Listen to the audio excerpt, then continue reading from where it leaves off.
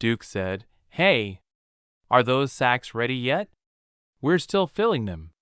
Curse this rain. The current is getting stronger. We have to block off where the current starts turning first."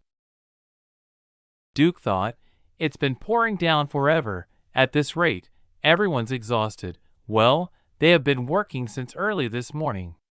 How long has it been since they started? Without the sun, it's hard to even tell what time it is now. I wonder if she's eaten yet." Edna said, "It's getting late." Raoul asked Edna, "Are you worried?" Edna replied, "Worried?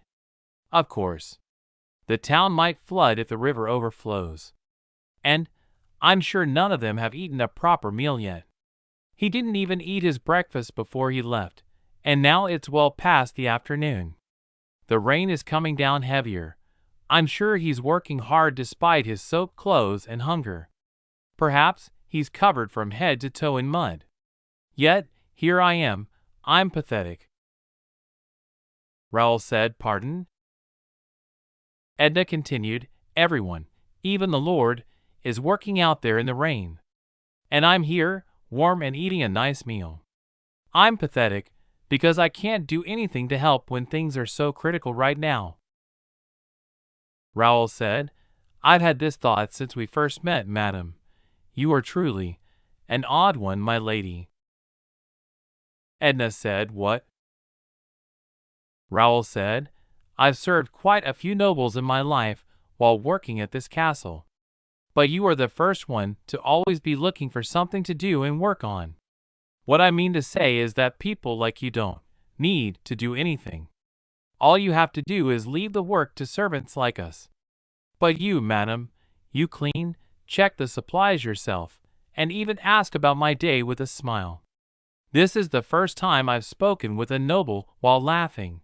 Nobles don't usually treat peasants like myself as people." Edna said, "Raoul." Raoul smiled and said, "And I can only say all this since it's you, my lady. Any other noble would have chased me out for being disrespectful. My lady, no one will blame you for not being able to do something difficult. Just take your time. All you have to do is work on the things you can do for now. Don't get anxious. All right?" Edna said, "Sure. Thank you." Edna thought, "What I can do for now." A soldier shouted, "Damn! It's overflowing. It's going to collapse. No, hold it up. If even one side falls, it's all over. Hold it. Hold on, please." Another soldier said, "It's folly, my lord." Duke said, "Sitting back and watching isn't really my thing." Edna continued thinking, "What I can do." Edna said to Raoul, "Raoul, please gather all the new maids and send a message to town for all available women to come. We must prepare hot soup and tea. And we'll need a large carriage to transport. Oh right, I can ride on a horse." Raoul said, "Madam, surely you don't plan to go out there." Edna said, "Of course. I'm going to do what I can." A soldier said, "Otto."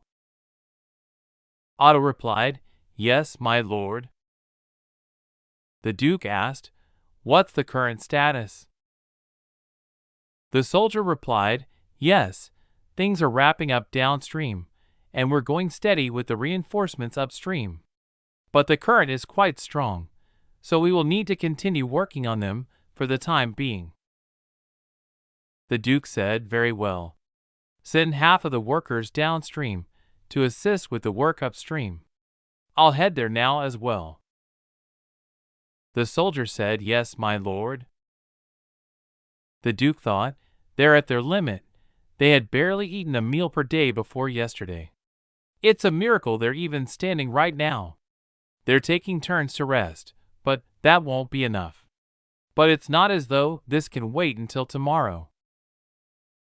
Soldiers shouted, "Ah, ah!"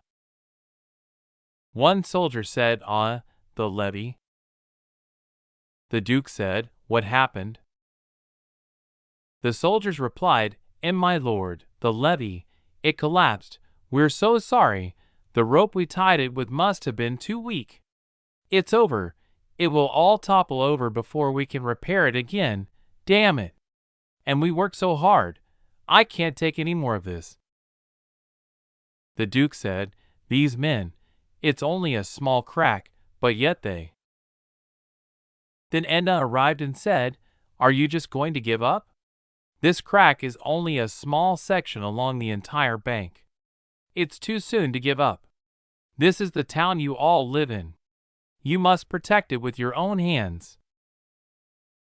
The soldier said, "My lady." Edna said, "You must be exhausted from all this work.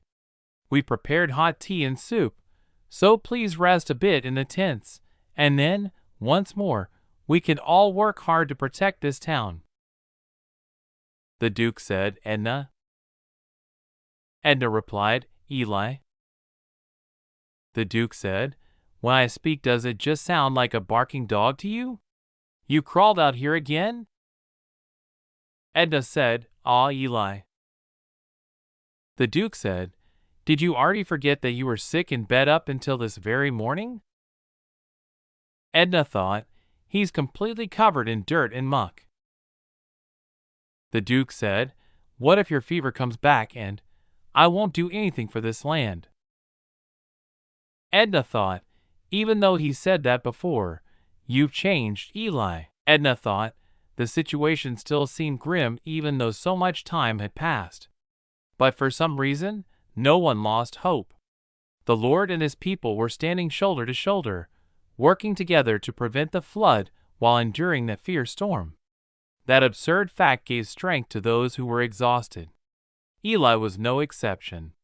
He openly gave words of encouragement to everyone now and then. The Duke said, "Don't give up. We're almost done now." Edna continued thinking, and somehow, he felt a fire burning inside of him. He often felt that same fire when he served on the battlefield. Yet he couldn't quite understand why he felt that way amongst the foolish townspeople at that moment. He couldn't understand, but a soldier said, "Huh? The rain over there." Edna continued thinking. At that moment, he simply thought that he would never forget that feeling. The Duke said, "Edna?" Edna said, "Eli. Is the work finished now?" The Duke responded, "Well, just about. There's no need to panic, at least since the rain has stopped for now. I told them to rest for the afternoon, then finish up later. So now, we should also return. I'd really enjoy a hot bath right about now." Edna said, "Me too." The Duke said, "I know what I said, but I didn't mean that I wanted to take a bath together." Edna replied, "So what? We're married." The Duke said, "Feels her?" Edna thought, warm, just like the sunlight earlier. That was a magnificent scene. Status, gender, none of that mattered when everyone was covered in that mud while they were all fighting against the force called nature. But of course, whether you're a royal, noble, a commoner, or a peasant, we're all human. We stand on the same soil and live under the same heavenly sky. Ah! This heartbeat feels like a gentle breeze, quaking through my entire body. I'm not doing this out of obligation. I truly wish." The Duke thought, to be here until the very end. With these people, and with you, Edna mourning him, Edna thanking the sun, it's not raining today. Did Eli leave early today as well? Oh, these bandages are new. Eli must have changed them before he left. He's been so busy since that day. The banks need to be reinforced while it's not raining. The rainy season usually lasts for 2 to 3 weeks, so we can't relax just yet. I want to check and see how things are going as well, but Duke said loudly, "If you leave again, I'll punish Raoul." Raoul said, "Since he threatened me that way," Edna thinking inside, of course, I doubt he'd really punish Raoul, But Raoul's so scared of Eli, so I can't just go there on my own. Raoul said to Edna, Madam, are you awake now? Edna replied, Good morning, Raoul. Raoul said, Good morning, my lady. How are you feeling? Edna said, I feel fine now. Thank you for looking after me, Raoul. Raoul said, I'm relieved now that you're better. You must be hungry. I'll have your meal ready shortly. Ah, but first, Edna said, these are. Raoul replied, Your dresses are all ready now. You're quite tall, so we fixed the length and size to suit you better. And we threw out the ones that were beyond fixing. Edna said, Were they that bad? Anyhow, thank you. You're all so skilled. Raoul said the Duke ordered them personally. He must have sensed that those dresses didn't compliment your beauty at all. Although, I would say those dresses are still far too plain even after mending. Edna said, Beauty. Raoul said, But of course. If I may say so, madam, you're the most beautiful among all the ladies I have ever served. I'm positive you'd even shine brighter than a jewel if you took your wardrobe more seriously.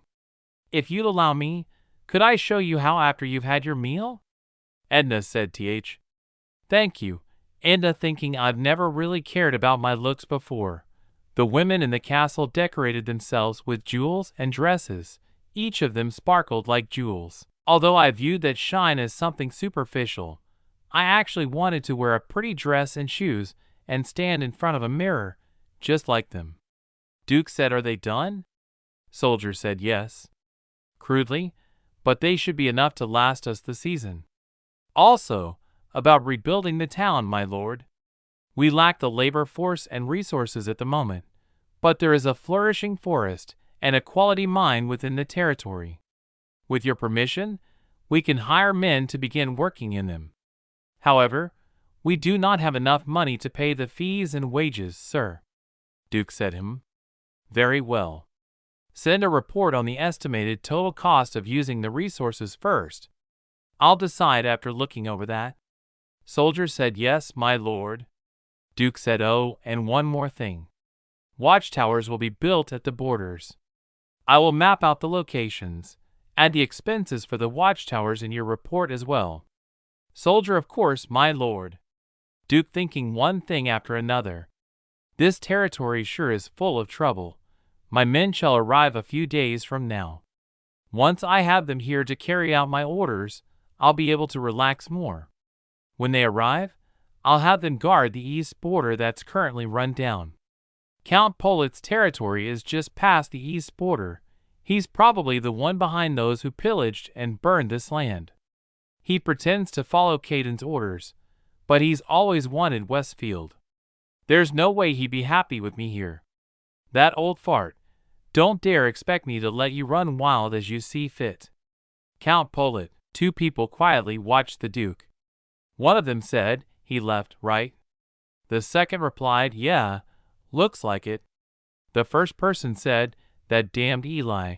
I was afraid he noticed us when he suddenly headed this way. My heart almost stopped. The second said, Well, he does have keen senses. The first person said, He used to stay in the castle all day. What made him come all the way out here into the woods? The second person said, Looked like he was marking something on a map. He's probably inspecting the land. It's just as Count Polit had said. The first person said, Right? He's no fool, and won't be leaving anytime soon. Darn it, I'm all covered in dirt now. The first person thought to himself, How dare that wretch make me crawl around on the ground like this? He's just a filthy commoner. That's right. He's all alone out here without any of his men. I'd like to see if he's really the strongest man in the kingdom. The second person said to Sir Maud, You mustn't, Sir Maud. Count Polit said, We must avoid making any direct contact with Eli. I trust you haven't forgotten. Maud replied, Humph. Who do you think I am? Those were my father's orders. Of course I wouldn't forget. A commoner's still a commoner no matter what he does. Don't think you can just walk in here and act like a lord, you lousy peasant. Have your men find out what Eli's up to. Also, find out if he has any weaknesses. For example, something that he cares for deeply. Come to think of it, didn't Eli get married recently? Find out what you can about that wife of his. I'll make sure you learn your place. Later, Edna said, Eli, you're home early today. The Duke replied, Yeah, all the bank reinforcements are almost done, so I inspected the land for a bit, then came back. But more importantly, what are you doing? Edna said, Oh, this. The Duke said, If it starts raining again, we won't be able to do the laundry for a while. It's a bit cloudy, but there's a good breeze. Raoul did say I should rest, you know. Edna said, But I didn't listen to her and… The Duke said, It's fine. I didn't expect you to stay still anyway. Your hair. Edna said, Raoul did it for me. Does it look bad? The Duke said, No. Edna said, Huh? The Duke asked, Would you like to go pay a visit to town? Edna said, To town? Of course. The Duke said, There's still some time left before the sun sets, and like you said, we won't be able to do much once it starts raining again. Edna said, Sure. I'll just finish this last one. Edna thought, Did he just try to change the subject? The Duke also thought, Why did I change the subject like that? I could have just said, No, that style really suits you. It's pretty. That's all I had to say. What's so hard about that? Kian said, Looks like we're almost at the end of this blasted forest. How many days did we ride? My body's aching all over. Well, it's still nothing compared to how it was back on the battlefield, I guess. The servant said to Kian, we can see the town now. Kian said, We're finally here. See you soon, Commander, Edna said. Look, Eli. They're all smiling. Not too long ago, they didn't even have the strength to stand. People can find courage from even the tiniest sliver of hope, Duke said. Looks like it. Everyone looks a lot better. They've already started rebuilding the town on their own, Eli. The sound of hooves echoed, followed by loud, barbaric voices chattering. Edna thought, That's definitely… She suddenly shouted, Lila! Eli? Why are you suddenly… Edna noticed Eli smiling, looking so excited. Oh, now I see. The sound of galloping filled the air, and a cloud of dust rose. Duke said, People who are like family to me. Hey, everyone, look! Over there! Edna called out. One of the soldiers spotted the Duke and shouted, It's him! It's the commander! Commander! Commander! Others joined in, cheering loudly. You idiots! Quit calling him that! He's our lord now! Someone scolded, but another soldier yelled again, Commander! Welcome, everyone, the Duke greeted them. You made it sooner than I expected, a soldier replied. I thought it would take at least 2 or 3 more days. Well, we were so curious about our new home. My butt's about to crumble away after riding for so long. By the way, he paused, noticing Edna. Might that beautiful lady there be? Duke said, Oh, allow me to introduce her to you. This is my wife, Edna. Edna smiled and said, Pleasure to meet all of you. My name is Edna. Welcome to Westwald. The villager said, You must be exhausted after such a long journey. Wow, your residences are ready in the castle, so please rest inside. Kian whispered, McFadden, did you see that? McFadden replied, Yes, as clear as day, with my own eyes. Edna, she says. How can this be? Her name, her gender, they're all different. But that face is without a doubt. People said to the Duke that this is where you'll be staying for the winter, and the servants here will show you to your rooms. Before that, allow me to formally introduce her to you again. The Duke told them, "This is my wife, Edna. She's the lady of this castle, and you'll be serving her as well. So you do well to remember that. Edna, these are my men who risked their lives with me in battle," he added. "They're all very capable, so you should remember them as well. First off, Philly and Philon. They're twins and are both excellent archers. This is Chris. He's great with a sword and a whip. Those men are Mark and Shane. They're strong and handle their swords well. McFadden is my right-hand man." McFadden said, "It is my honor to make your acquaintance."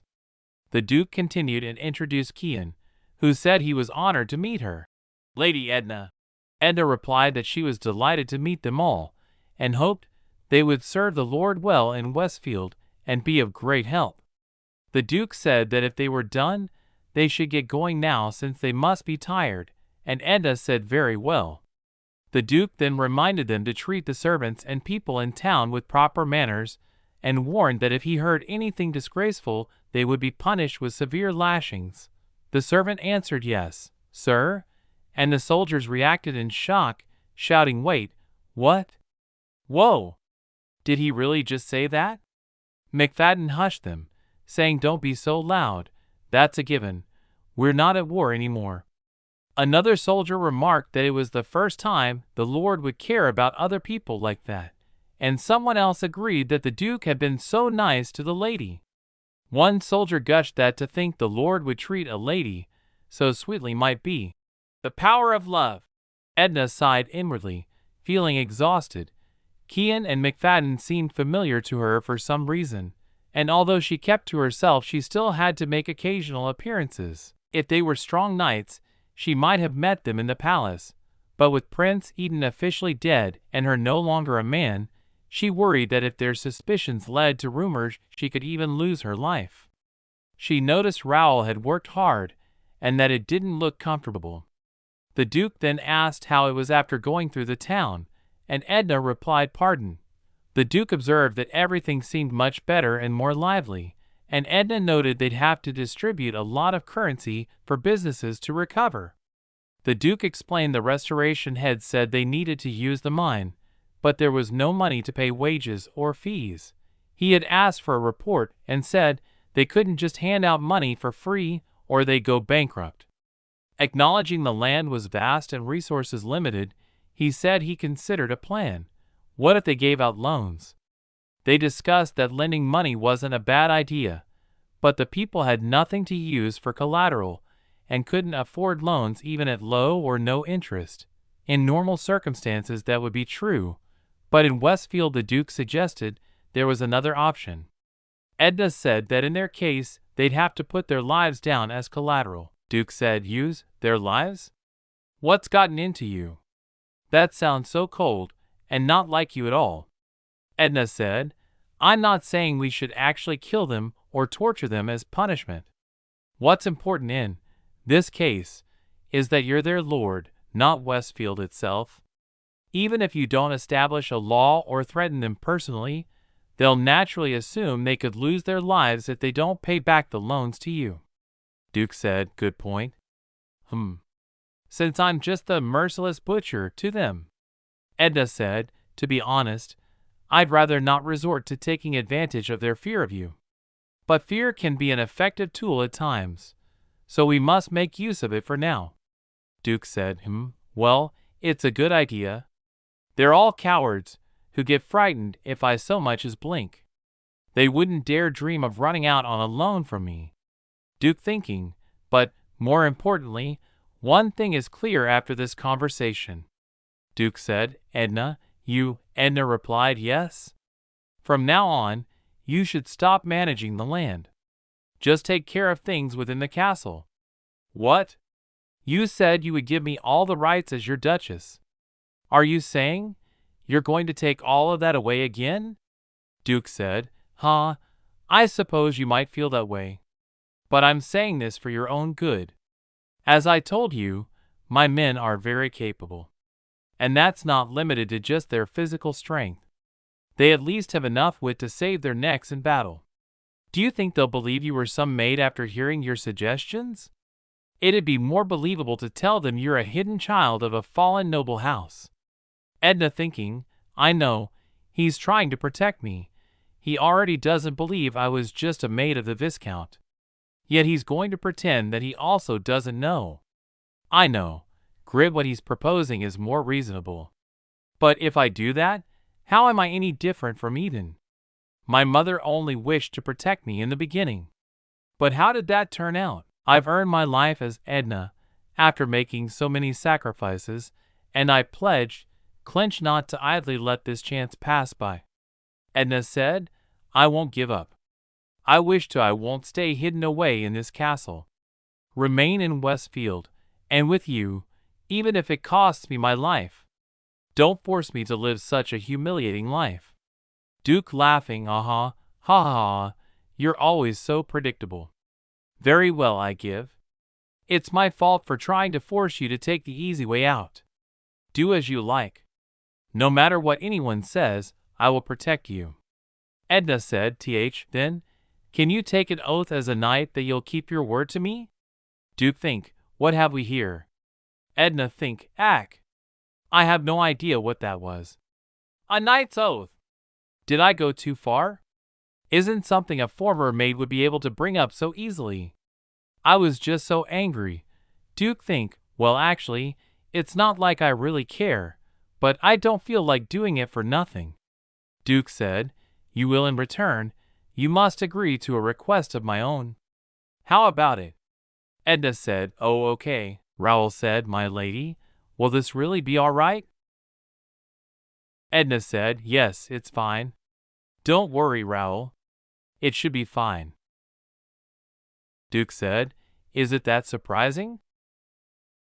Edna said, my hair. Duke said, that hair. You dyed it on purpose, right? Edna said, huh? Why, yes, because my real hair stood out too much. I don't like it. Duke said, cut off all of the hair you dyed. Edna said, but my hair's already quite short for a lady's, if I cut all of this. Edna thinking, this is bad. If I cut off all the dyed ends, my hair will be the same length as when I was eaten. I was too careless. I should have listened to what he wanted in exchange first. But he already gave me his word as a knight. Duke said, what are you so afraid of? Whatever your past, you are a duchess now. Slide, didn't you once say that yourself? Don't hide anymore. There's no need for that. I vow to you. Edna thinking, yes, I believe you. But it's not death I fear anymore. If my identity were to get revealed, and if you were to get hurt because of that, just thinking about it pains me so. Is this pain from guilt? Or? Duke said, did you all get a good night's sleep? I gathered you all here this morning to make one thing clear. I trust you were somewhat confused yesterday, since I introduced my wife to you as Edna, and not Anna. She's an illegitimate child of Viscount William. That's correct. She isn't Anna. MC Fadden shouted, and you just accepted that. After such an insulting game of trickery. That vile Viscount, not only did he insult you, but he insulted the king as well. But then, why on earth? Duke said, why, you ask? Because I love Edna. I'm sure it will be hard for you to understand now. But she's a wise and gentle woman, far more than any other woman in this world. I guarantee you all will grow to love her once you come to know her better. One of the men raises his hand. Excuse me, sorry for interrupting, sire, but about Lady Edna being a bastard, actually Philly and I sort of already knew about that. Duke said, what? Man continued, those who traveled with us in the carriages probably don't know, but Philly and I often went into towns for supplies. The rumors have already spread throughout the cities about a bastard of Viscount William going to Westfield of her own selfish desire to become a duchess, while Lady Anna lay sick in bed. Duke said then, "Men, here are the tasks I have for you. Cian, take Philly and Phil on to guard Chester Forest in the east. We'll need more time to rebuild the watchtowers, so it's best to increase patrol in that area for now. McFadden, train the soldiers in this castle," and soldier said, "My lord." Duke said, "H.M.?" McFadden said, "Forgive me, but do you plan to let the lady manage the territory as well? It's not an easy task for someone who grew up as a disgraced child. Also, you shouldn't just ignore those rumors Phil mentioned." Duke said, "Those are only rumors." McFadden said, "Do you have any proof?" "If those rumors are true," Duke said, "proof? Ah, well, it's just a hunch." McFadden said, "A hunch, you say? Please do not take this sort of matter lightly. This land is already in such a frail state. What will you do if the lady has ulterior motives? Also, such vulgar rumors about the lady will affect the trust the people and your men have for you. Moreover, I do not wish for you to be wed to such lowly tainted blood. Do not forget that you have noble blood of your own." Duke said, McFadden, aren't you a bit mistaken about something?" McFadden said, "Pardon?" Duke replied, "As it stands, I am merely a commoner who happened to be bestowed with the title of Duke. I'm no better in terms of royalty or nobility." McFadden said, "That's—" Duke said, "The man with noble blood you speak of has been dead for quite some time now. That's something you're fully aware of, McFadden. And I trust my instincts. Edna is not someone who would plot to betray me. However, you're probably not alone in your suspicions. Send men into the city. Find the source of those rumors and the truth. Perhaps then you will all understand better. However, if I hear anything about her being of low blood or the like before that investigation ends, I will take it as an insult to the Duchess and personally cut that person's tongue clean from their mouth. See to it the other men are made aware of that as well. Is that clear?" McFadden said, "Yes, my lord." Duke thought inside, "This is rather troublesome. Even without an investigation, it's obvious Viscount William spread those rumors. I don't care if Caden hears about it, but it won't be easy to quiet the people once they hear of such things. Well, Westfield hasn't traded with any other lands recently.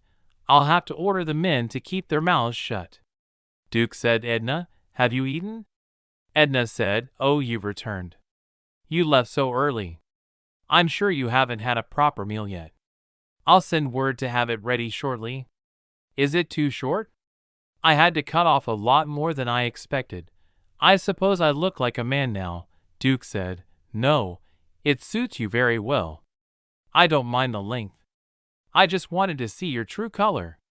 "You really have a beautiful color, like sunlight," Duke said, "and it appears your wound is healed." Edna said, "Oh, yes. Thanks to you and Raoul taking care of me." Duke said, "I see. That's good to hear." Edna said, "Yes, thank you." Duke said, "What is this?" Edna said, "For your concern." Duke said, "Why is my heart," Edna thinking, "beating so rapidly? Why do I feel so nervous all of a sudden?" Duke said, "Edna?" Edna said, "H.M.?" Duke said, "Are you feeling sick again?" Edna said, "No, 0000. I'm just feeling a bit warm." Duke said, If you're feeling warm, how about taking off your clothes? After all, it's just the two of us." "Well, that's enough small talk. I informed my men you'd be handling all the matters concerning the territory." Edna said, "You mean?" Duke said, "Do you understand, Edna? Assigning tasks to people and reestablishing the local businesses. None of it's going to be easy. Your role is very important, and you'll have a great deal of responsibility. Also, some of my men are not fond of you. You'll have to do your best to win them over and gain their trust. Will you be able to handle it all, Edna?" Edna said, "Yes, why yes. Yes. I can do it. Thank you, Eli. I'll do my best not to cause you any trouble. I'll work really, really hard. Duke said, ha. What am I going to do with you? Okay. I trust you, so take it easy. Don't worry about my meal. I still have some work to do, so you should start eating without me. I'll be back for you later. Edna said, all right. Edna thinking, what is this? I can't keep still. My heart beats painfully with every move he makes. And that wasn't the first time. There was that time, and that time too. Even again this morning, my heart's racing like it's about to burst, and stings as if it's being stabbed whenever I think about him. This is, oh no. I never once dared to utter such a word before. Edna said, love. Edna continued thinking, why did I only realize it now? I've fallen madly in love with Eli. McFadden said, hey, Kian, what do you think about all this? Kian replied to him, you mean about Lady Edna? Nothing at all.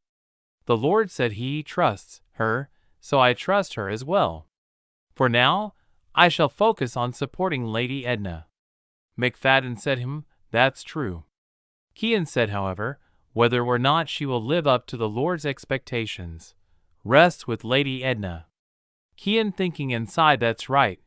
Lady Edna is merely a lady by the name of Edna, and nothing more. No matter how much they resemble each other, Edna is a different person. Just stay calm, Kian. Kian said, if the lady is unable to carry out her responsibilities, that's when we shall take action. If she is someone who will harm the Lord, then we shall get rid of her. It's as simple as that. People talking among themselves, what a surprise. To think the lady was a bastard.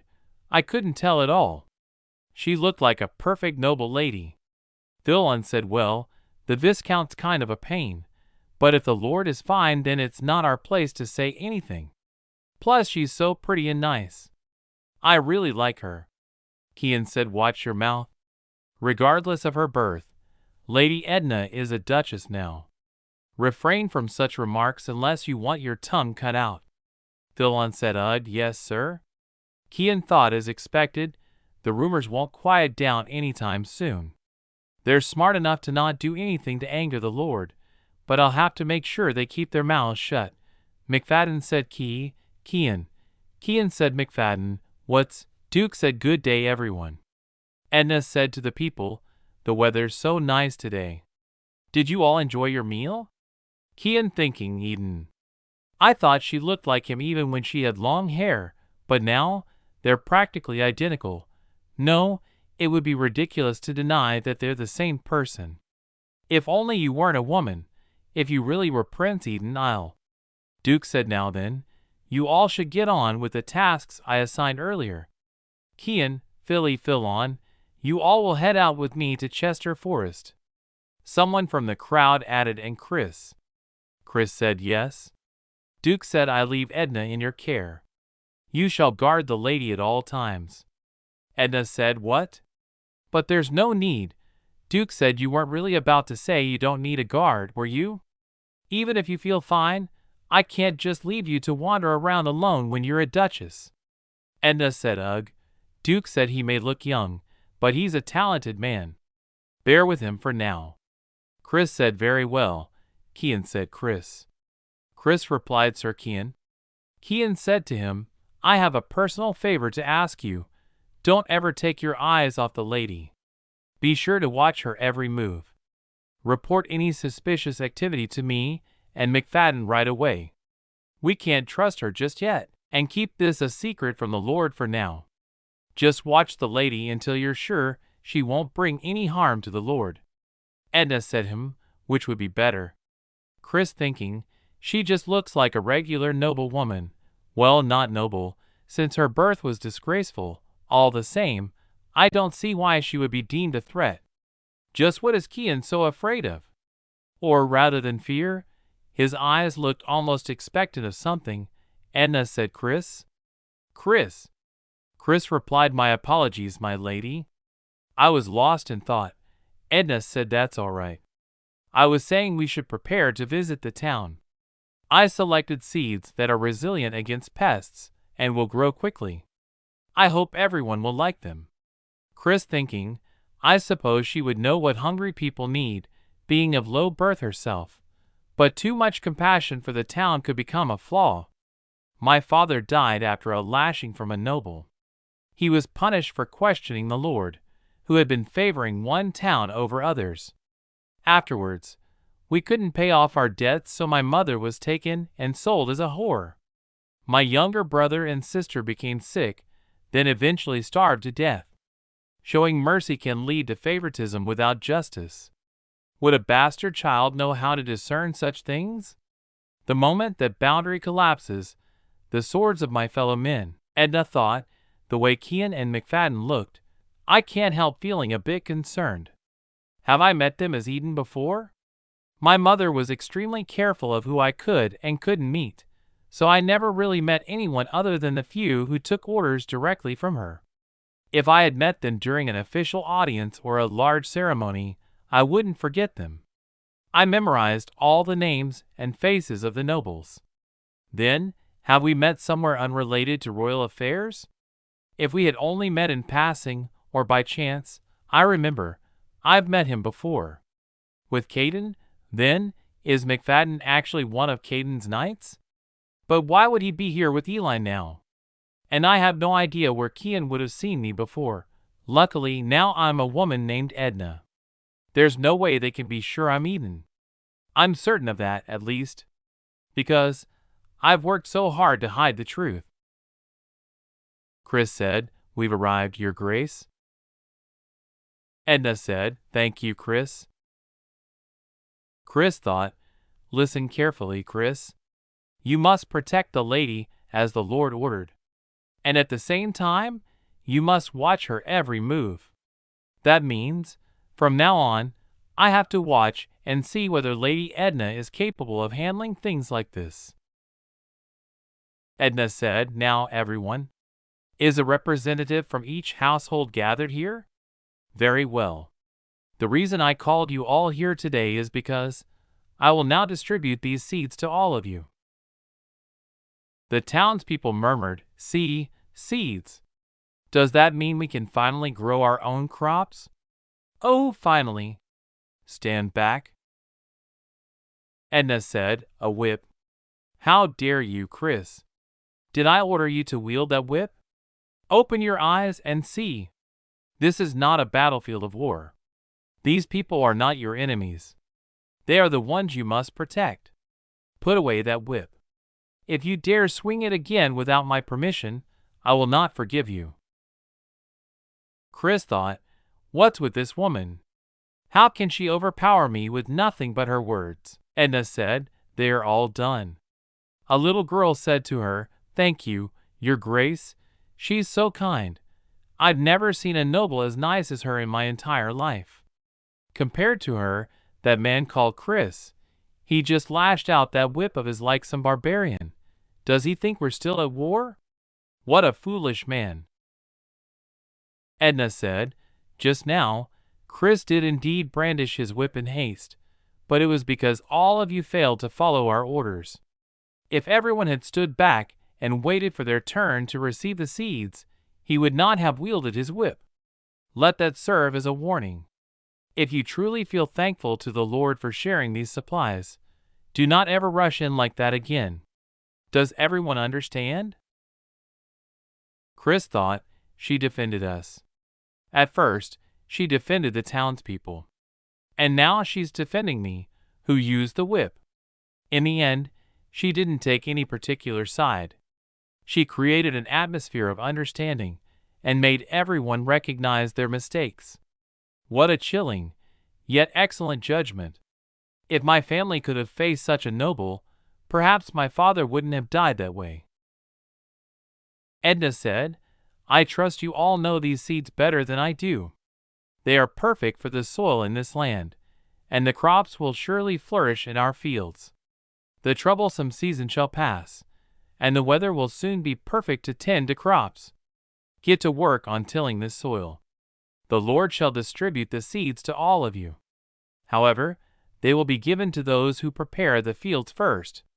Let me be clear, these seeds are not free. But you have my word that you will not be enslaved or heavily taxed for them either.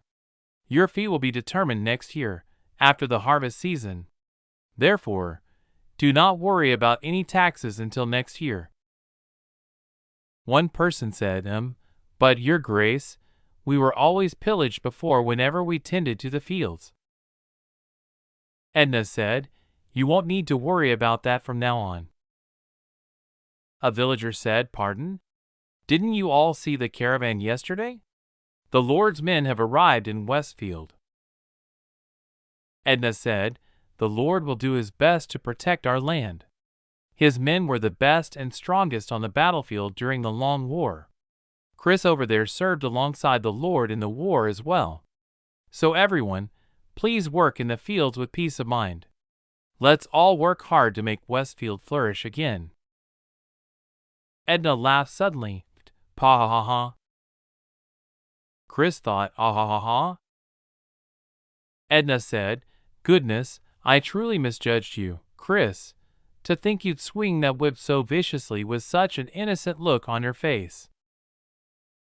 Chris said, I've served the Lord for years now. It's nothing new. Edna said, Oh my, can I tell him you said that? Chris said, Ugh, I'd prefer you didn't. Edna said, Chris, don't swing your whip so hastily from now on. I'm sure there will be times when you need to use it. But just then was not the time. The people are simply too starved and frightened. They're the ones we have to protect. Chris said, Yes. I was too rash back there. Forgive me.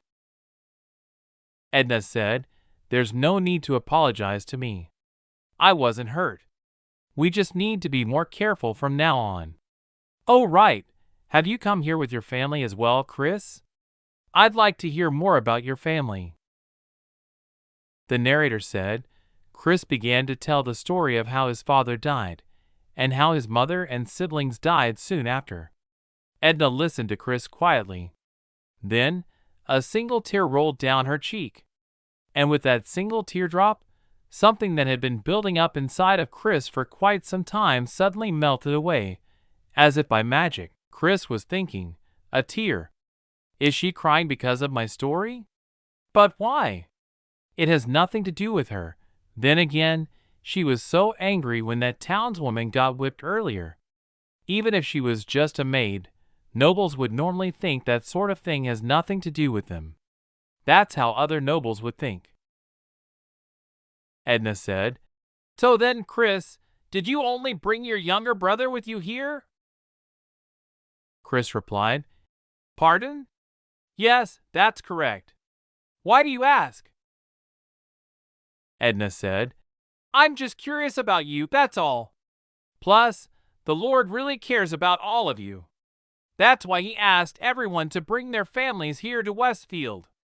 And I am his wife. I will follow his will and help him as much as I can. So right now, I want to help all of you settle down here, because that is what the Lord wishes for now. And of course, it's my wish as well. So please, there's no need to be so cautious. Chris thought, It's true.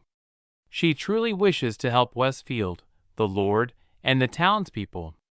Every word that comes from her mouth includes the Lord's wishes and directs her deeds to him. She is truly. Then Chris said, Well, the Lord I know doesn't care about other people that much. And he thought, a peculiar noble. Edna asked, May I tell the Lord what you just said? Chris quickly replied, And no, you may not. He thought, Sir McFadden and Kean told me to watch the lady closely, but Chris said, My brother Chase worked as an apprentice blacksmith before coming here. Edna said, A blacksmith? That's incredible. Chris thought, I may not have as much experience as the Duke, but I've honed my senses long enough in battle. Edna said, A blacksmith. She thought, I can't be certain about other things, but this person is definitely not a threat to us. Then Edna called, Chris, Chris. He replied, Yes. She said, How about I help Chase join a guild? Chris said, What?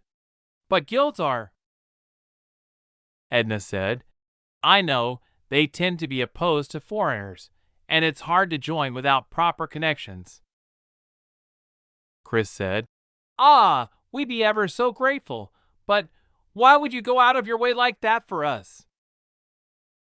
Edna said, I'm not sure if you noticed, but Westfield needs to rebuild its towns first. That means we will need a lot of skilled artisans to work. Also, a closed group like a guild is the perfect place for corruption to manifest. I think it would be perfect for Chase to join a guild like that. Chris said, Why, yes.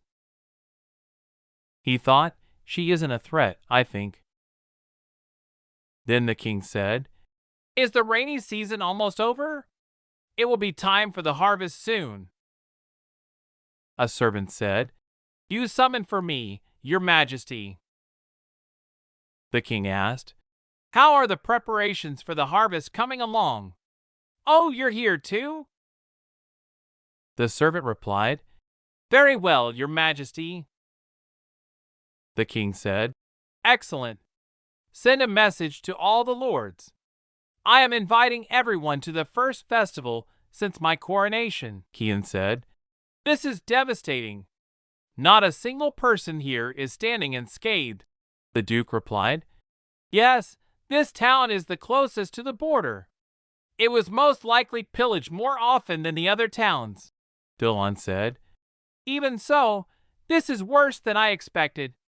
I heard that supplies were distributed even before we arrived, but some of these bodies look as though they fell only yesterday. Kian added, They probably couldn't receive any of the supplies. Dillon asked, What? This town is the furthest from the castle. Don't you know what that means? Kian said, This town is a place for slaves. They probably couldn't get any of the supplies like the other commoners. There's nothing we can do here. The Duke thought, nothing we can do here. I wonder what Edna would say if she heard that. I'm positive she'd say that's just like her. She's swelling with a sense of justice, just like I used to be. If I had continued without abandoning my title, perhaps I would have become someone like her. Kian said, My lord, pardon me for asking, but will it really be all right leaving this to the lady? The Duke asked. What do you mean? Kian replied. The damage here is far worse than we expected. This isn't something a former maid can handle, the Duke said. No, Edna will be fine. Then he thought, because she's following the path I once abandoned. The Duke continued, and Kian. I know you're just concerned, but if you mention that again, I'll punish you for treason. Kian bowed and said, Yes, sir. Please forgive me, my lord, the Duke said. Very well. We just need to do our part and leave Edna to handle the rebuilding. Count Polit, I'll chew you up right down to the bone. Kian, McFadden, prepare to hunt. Let's teach these rats a little lesson. Later, Edna said, Kirk, how are you? Have you been well? Kirk replied, Yes, your grace. Edna said, I heard you were of great help while repairing the banks. Things would have gotten out of hand if you hadn't reported to us so soon. I would like to thank you in the Lord's place, Kirk said. I am honored, your grace. Edna said, Raise your head, Kirk.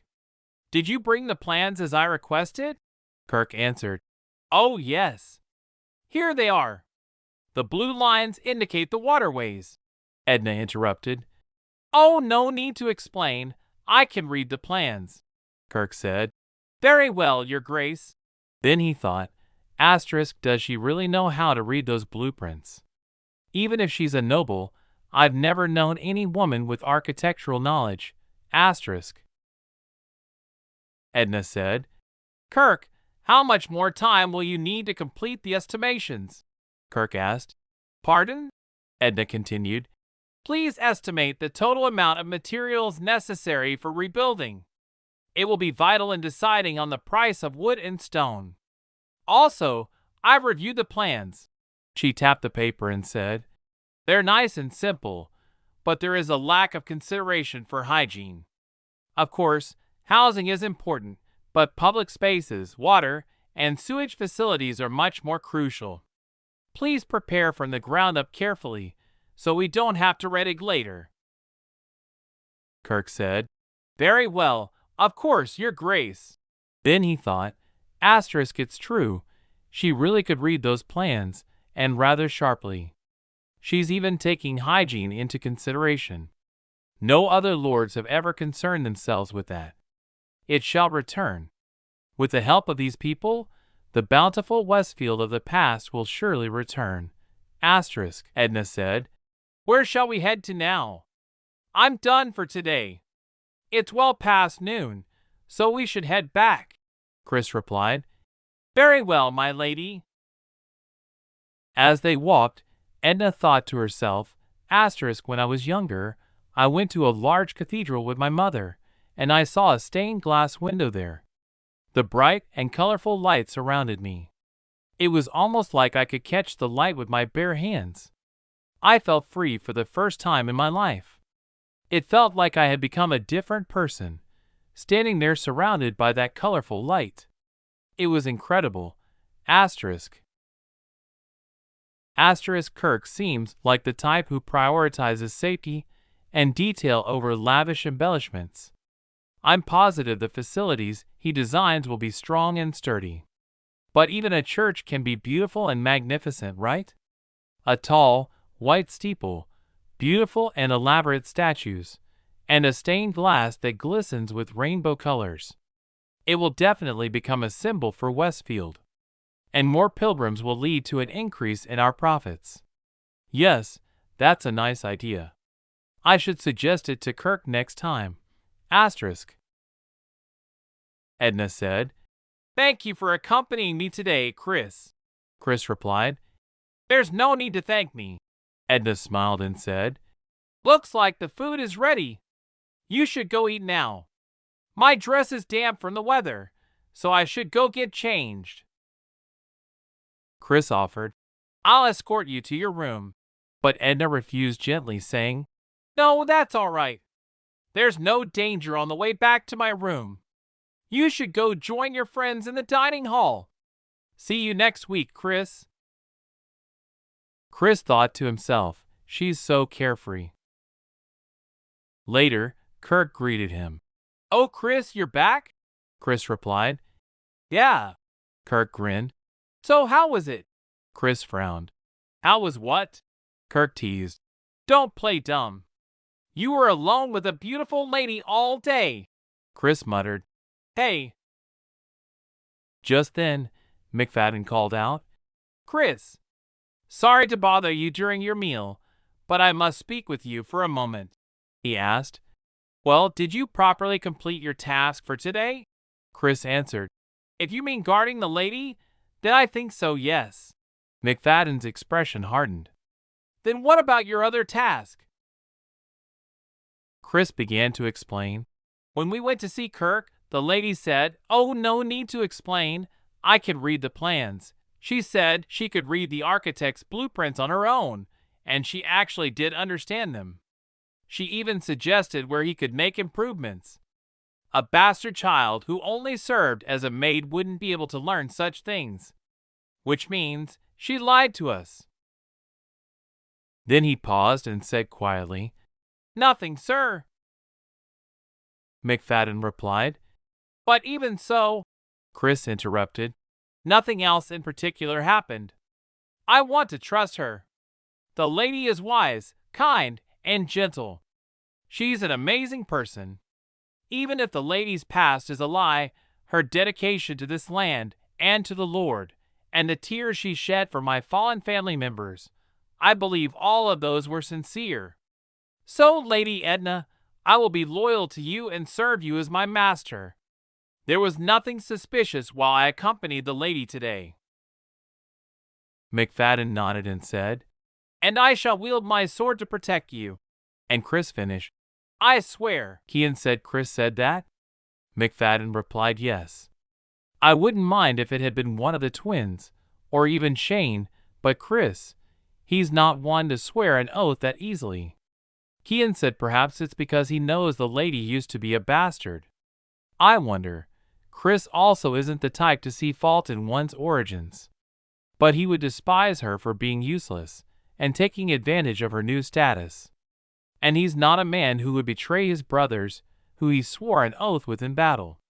For now, we should focus on the upcoming hunt and watch the lady later. How are the preparations coming along? McFadden said, Well, they're going all right.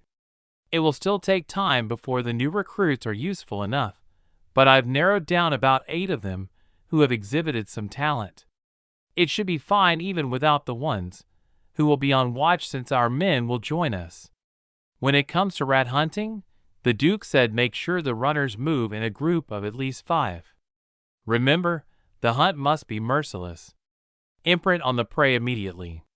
The moment you can distinguish someone who isn't one of us, make your move. We have only one goal today, sending a clear warning. We must teach them who owns this territory. Now, are you ready, men? Everyone shouted, Yes, my lord. The Duke said, Well then, let's go hunt some rats. Meanwhile, a man named Mon, hidden behind a big stone, thought, So it's true that Eli's men were gathering near the slums. Why is he out hunting all of a sudden? After taking that title, has he already squandered all his supplies, and now he's trying to make up for the loss by hunting? His soldier whispered, Sir Mond, what should we do now? We should hurry and leave before they find us. Mond snapped, Huh? Are you suggesting I am Mond, flee? Who do you think I am? I've made a name for myself as a knight in the city even if they find us. I'm strong enough to make my own chance to run, no matter how hard Eli tries. Then Duke's soldiers closed in. Monda's soldier muttered, Is it just me, or does it feel like he's looking right at me? Damn! They've found us.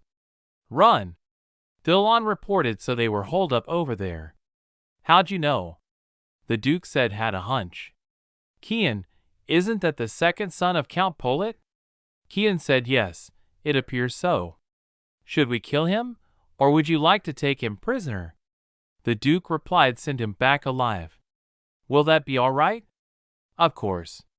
Today's only meant to serve as a warning. They'll understand what we mean if we send a gift along the way. Kian said, Very well, my lord. Thilon, you're up. Thilon answered, Yes, sir. Mond screamed, Quack. His soldier stammered, Sir Mond. Mond his shut your mouth. Do not speak my name. Don't let the enemy know who I am. Thilon taunted. See there, my lord, the poor tramps are running away. Mond seethed, I've never felt such humiliation. Eli, I'll tear you to shreds. You will absolutely die by my hand. Edna said, Welcome back. It's late, you must all be hungry. The Duke replied, We had to chase out some vagrants along the way. Then it took a while to share the game we caught with the people in town. Edna asked, Vagrants? Did anyone get hurt? The Duke laughed, Ha ha, these men were called an army of killers on the battlefield. They'd be useless if they got hurt by a few drifters. Edna said, That's a relief. If it's all right with you, may I join you next time? It's been on my mind for a while. Visiting the slums, I mean. I'm sure they weren't able to receive a lot of help since they're so far out by the border. And to think even vagrants wander around. I'd like to go see it for myself and figure out how we can help them. The Duke said, I can't allow that. Edna cried, What? Why not? The Duke thought you'll definitely be infuriated once you see the state the slums are in. No, I can't say that. The Duke said, There are still vagrants wandering around near that town, since we didn't finish our patrol. and the roads are rough, so it's too dangerous to take you. Also, your hands are full with everything in and outside of this castle. You should just leave the border to us for now. Understood? Edna said, "Oh, very well. I'll do as you say." The soldiers thought, thank goodness. If the lady were to join us, the Lord would never give us a moment's peace. The Duke said, "Now then, we should return to our room." Edna stammered, Eli." The Duke replied him. Edna asked, "Do you think those vagrants who attacked the town were just mere drifters? It's odd that they'd still be wandering near a slum with nothing left in it to steal. They might harm a few people, but their first goal would be to pillage." The Duke thought, "Honestly, I can't let my guard down even for a moment." The Duke said, "It's just as you said. They probably weren't ordinary vagrants. They're most likely men who Count Pullet hired, along with some of his own men." Edna gasped, "The Count wants to invade this land." The Duke replied, "Well, he was always on Duquesne III's side. He's greedy and selfish, so I'm sure he doesn't like the king's methods. He's already betrayed his king once before. His actions are laughable. Befitting of a true traitor, really." Edna thought, a traitor. But Count Pullet had a justifiable reason for doing that. Edna recalled her past. "He was loyal to my father in the past, until father set his sights on his young daughter. A servant reported to the king, 'My king, she is only but a 10-year-old child.'" The king murmured him, "That sounds even better." The narrator told Edna the story. In the end, Count Pullet's daughter was dragged away and violated by Duquesne III. I heard after that she began to hallucinate and eventually threw herself out of a window. That must have been the moment Pullet decided to get his revenge. Duquesne III is the one who betrayed a man who loyally served him for his entire life. Count Pullet's actions were inevitable. At least in relation to Duquesne III, he isn't a traitor. He especially cherishes his own family. Mond's lord asked. "So, the ones who did that to Mond were Eli and his men?" Mond answered, "Yes, your grace." The lord fumed, "That fool. So he ignored my orders yet again and went into Chester Forest on his own. And you all failed to stop him, even allowed him to get injured?" "Well, I'm sure he forced all of you to go," Mond whimpered. "We have committed a grave sin, your grace." "Indeed?" The king declared, "Indeed, it was a grave sin. Enough to repent with your lives."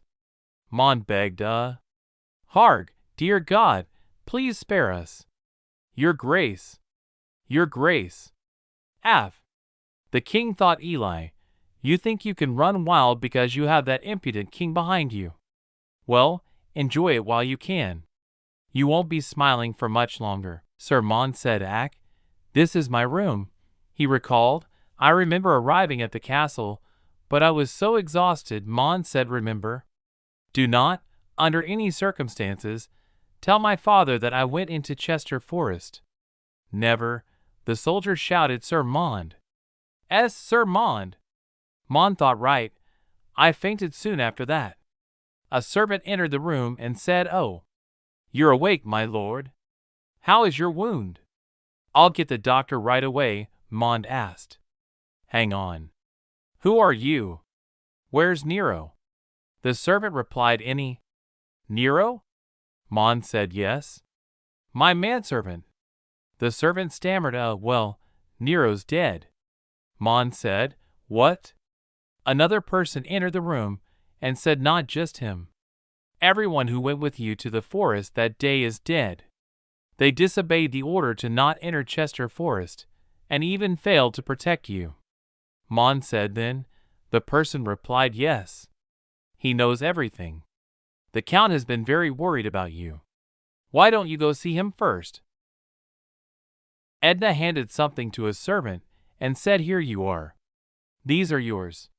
The writer narrated, Week 2. The first seeds were finally distributed. The farmers who worked day and night to till their fields shed tears of joy while they held on to their share of seeds. Their faces were full of joy and hope. Chris said, "You're even writing things like that?" The person replied, "Oh, Sir Chris. Yes, I am. That way people in the future will understand why these policies were put into place." Chris thought as expected. The lady really does know how to move people. And she puts the right people in the right jobs. She gives out just enough hope and reward to make tired people move on. Even this man Locke, he became a steward just last week. Who knew such a quiet and timid man like him could be so observant? Then again, I'm also one of the people under her spell. The lady is quite busy these days. Even I'm exhausted just accompanying her all the time. She's not someone to show how tired she feels. The Lord must be quite anxious. Edna sighed. Phew, Chris, we should prepare to head back soon. The Duke called out. Edna. Edna turned. Eli? What brings you here? The Duke said. I stopped by after confirming the new plans with Kirk. How are things on your end? Edna smiled. Oh, we were just about to head home. If you'd like, the Duke said. How about heading back together? Edna said. With us? The Duke smiled. With me? Edna chuckled. Oh, ha. We spoke at the same time. The Duke interrupted softly. Edna? Edna said. Sorry, I'm a bit tired. The Duke shouted. Edna? Edna thought, I have to answer him. The Duke called again. Edna. Edna whispered, What's wrong with me? My eyes feel so heavy. It's hard to stay awake.